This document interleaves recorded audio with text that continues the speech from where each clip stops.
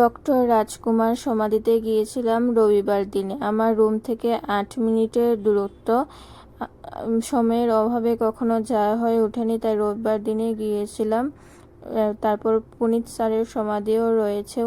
সবাই ভক্তরা এখানে দেখো ভিড় জমেছে, সবাই ফুল নিয়ে এসেছে। যারা ওনাকে খুব ভালোবাসেন সবাই কিন্তু একটা ফুল হাতে করে নিয়ে এসে দেখো সবাই দিচ্ছে এখানে।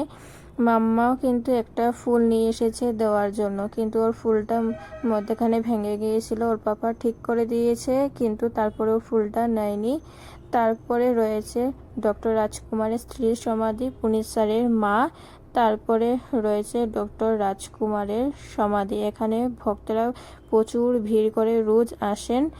এখানেও দেখো ভক্তরা ফুল দিয়েছেন ওনাকে, দূর থেকে দিয়েছে তাই ছড়িয়ে রয়েছে চারিদিকে।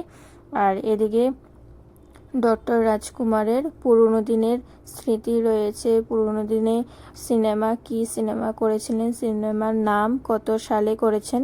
ডক্টর রাজকুমার সাউথে সবচেয়ে প্রথম সিনেমা করেছেন।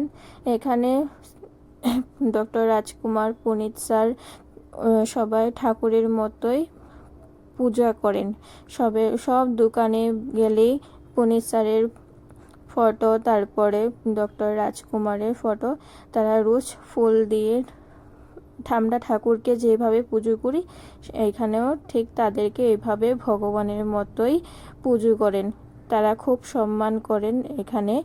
তারপরে রয়েছে আরেকটি সমাধি। বাইরে প্রচুর ভিড় জমে, ভিতরেও প্রচুর ভিড় জমে। তাদেরকে সমাধিতে দেখার জন্য আসেন প্রচুর ভক্তরা ফুল নিয়ে। কেউ তো কাঁদতেও থাকেন তাদেরকে হারিয়ে ফেলেছেন বলে।